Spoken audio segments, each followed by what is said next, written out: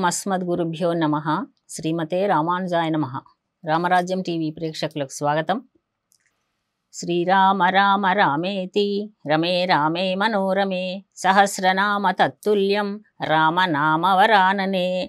అరణ్యకాండలో ఖర దూషణాది 14,000 మంది రాక్షసులను సంహరించిన తర్వాత అకంపనుడు వెళ్ళి విషయాన్ని రావణాసురుడికి తెలియజేస్తారు. ఇక్కడ ఉన్నటువంటి వీళ్ళంతా కూడా రావణాసురుని యొక్క జ్ఞాతులే, అంటే సోదరులు అన్నదమ్ములే వీళ్ళంతా. రావణాసురుడు ఆక్రమించినటువంటి రాజ్యం ఇదంతా, దండకారణ్యం అంతా కూడా. అలా వాళ్ళ సంబంధించినటువంటి సోదరులందరూ మరణించడంతో రావణాసురుడికి చాలా క్రోధం కలిగింది. వెంటనే శూర్పణఖ తెలియజేసింది ఈ విషయాన్నంతా కూడా, 14,000 మందిని ఇలా సంహరించాడు అని.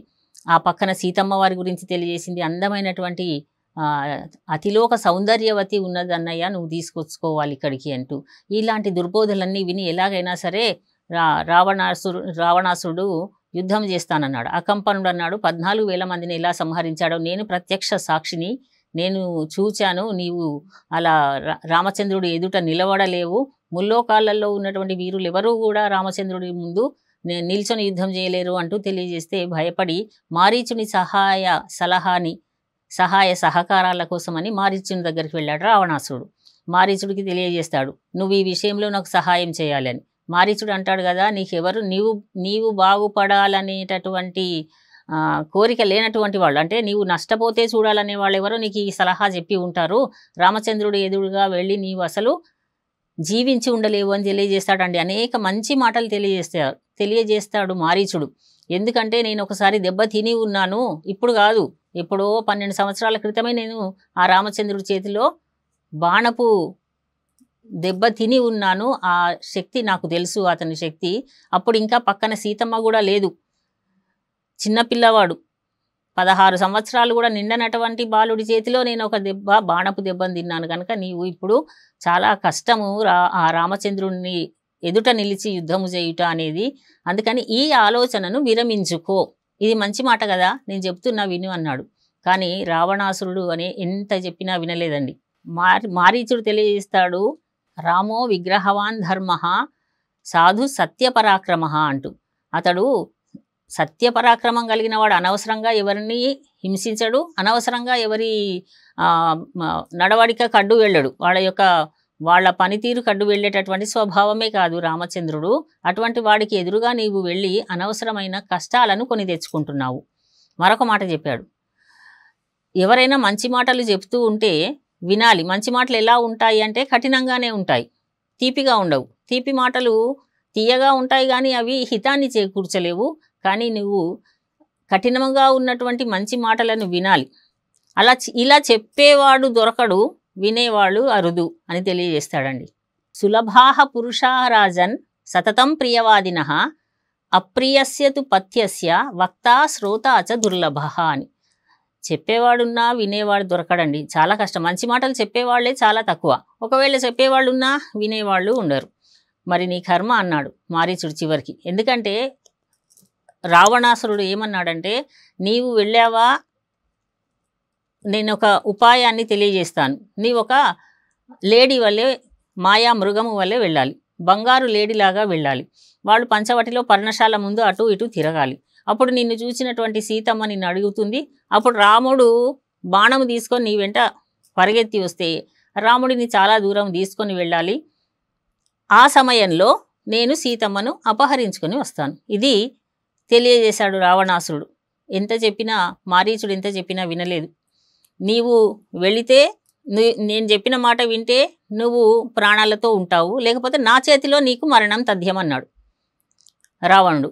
మారీచుడు ఆలోచించాడు, ఇక్కడ ఉండి వెళ్లకుండా ఇక్కడ ఉంటే నీ చేతిలో మరణం నాకు, అక్కడ వెళితే రాముడి చేతిలో మరణం, ఏది సౌకర్యం? రామచంద్రుడి చేతిలో మరణిస్తేనే నాకు సుఖము, నీ చేతిలో మరణించుట కంటే అనుకొని మారీచుడు రావణాసురుడు చెప్పినటువంటి విధానంగా బయలుదేరి వచ్చాడు. మాయా మృగముగా వచ్చాడు. పంచవటిలో సీతాదేవి రామచంద్రుడిద్దరూ కూర్చొని ఏదో ఆటలాడుతున్నారు పాచికల్లాగా. ఆ సమయంలో అలా ముందర తిరిగాడు. బంగారు మెరిసిపోతూ ఉన్నటువంటి బంగారు చర్మముతోటి అక్కడక్కడ రత్నాలు, వజ్రాలు, మణులు ముత్యాలు పొదగబడి ఉన్నట్టుగా చకచకా మెరుస్తూ ఉన్నది ఆ లేడీ. సీతమ్మ చూసింది, చాలా అందంగా కనిపించింది.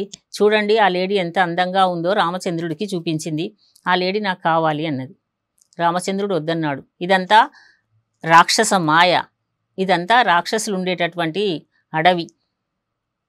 కానీ సీతమ్మ వినలేదు.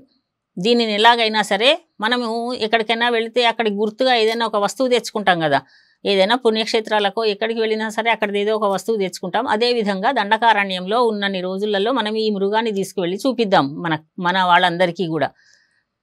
అయోధ్య నగరంలో మనందరికీ చూపిద్దాము, తీసుకువెళ్దాము అంటుంది సీతమ్మ. కానీ రామచంద్రుడు లక్ష్మణస్వామి కూడా వద్దని వారిస్తారు. ఇది మాయామృగము, ఇటువంటి పైగా ఆ మృగాన్ని, ఆ లేడీని చూసినటువంటి మిగతా లేళ్ళన్నీ కూడా బెదురుతూ దూరం వెళ్ళిపోతున్నాయి. చూడన్నయ్య, ఇది ఏదో రాక్షస మాయలాగా ఉంది అని లక్ష్మణస్వామి కూడా తెలియజేశాడు. అయినా సరే సీతమ్మ కావాలని అడగడం, రామచంద్రస్వామి సరే తెస్తాను అని ధనుర్బాణాలు తీసుకొని దాని వెంట పరిగెత్తాడు. చాలా దూరం తీసుకొని వెళ్ళింది ఆ మాయా లేడీ. మారీచుడు, లేడీ రూపంలో ఉన్న మారీచుడు చాలా దూరం వెళ్ళిన తర్వాత ఎంతసేపటికి చిక్కకపోతే ప్రాణాలతో తీసుకొని రమ్మన్నది సీతమ్మ. లేకపోతే కనీసం చర్మాన్నైనా తీసుకొని వెళ్దామన్నది. దొరకకపోతే బాణాన్ని సంధించు, దాని చర్మానైనా తీసుకుంటారు కదా, లేడీ చర్మాలను కూడా గుర్తుగా ఉంచుకుంటారు. అలా తీసుకొని వెళ్దాం, మన అంతఃపురంలో మన అందరికీ చూపిస్తాను నేను, కౌసల్యాదేవి, సుమిత్రాదేవి, కైకమ్మకు అందరికీ చూపిస్తానంటుంది సీతాదేవి. అలా వాడిని చివరికి రామచంద్రస్వామి ఒక బాణాన్ని సంధించాడు.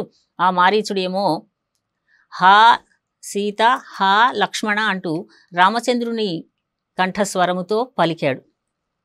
వాడు మరణించాడు. సీతమ్మ విన్నది ఈ ఆర్తనాదం. రామచంద్రుడే ఆర్తనాదం చేశాడు. చాలా బాధపడిపోయింది. రామచంద్రుడికి అపాయం సంభవించింది, లక్ష్మణ నీవు వెళ్ళవలసింది అన్నది. అన్నగారికి ఏదో ఆపద సంభవించింది, నీవు వెంటనే బయలుదేరు. లక్ష్మణస్వామి తెలియజేశాడు, అన్నకి ఏమీ జరగదు, ముల్లోకముల నుండి ఎంతటి వీరులైనా సరే ఎదిరించగలిగినటువంటి శక్తి కలిగినటువంటి రామచంద్రుడికి ఏ అపాయము సంభవించదు, మీరు బాధపడవద్దు అని ఎంత తెలియజేసినా సీతమ్మ వినలేదండి. దుర్భాషలాడింది. నీవందుకనే ఎదురు చూస్తున్నావా? అక్కడేమో రాజ్యం కోసమని ఒక తమ్ముడు, మీ అన్నగారికి ఒక తమ్ముడు రాజ్యం కావాలని భరతుడు అడవుల పాలు చేశాడు. నీవేమో నేను ఏకాంతంగా ఎప్పుడు దొరుకుతానా అని నీవు ఎదురు చూస్తున్నట్టున్నావు. ఇంతటి దుర్భాష మాట్లాడింది. చాలా నొచ్చుకున్నాడు లక్ష్మణస్వామి. వెంటనే బయలుదేరి వెళ్ళాడు. మనము అక్కడక్కడ చూసే సినిమాలలో అక్కడ కానీ లక్ష్మణుడు రేఖ గీశాడని, ఈ రేఖ దాటి బయటికి రాకూడదని అలాంటివి ఉన్నాయి. కానీ వాల్మీకి రామాయణంలో, మూల రామాయణంలో అలాంటివి ఏమీ లేవు. వెంటనే లక్ష్మణస్వామి సరే అమ్మ జాగ్రత్తగా ఉండు అని సీతమ్మ వారికి తెలియజేసి నమస్కరించి బయలుదేరి వెళ్ళాడు రామచంద్రుడు వెళ్ళిన వైపుగా. తర్వాత ఏం జరిగిందో మరొక ఎపిసోడ్లో తెలుసుకుందాం. స్వస్తి.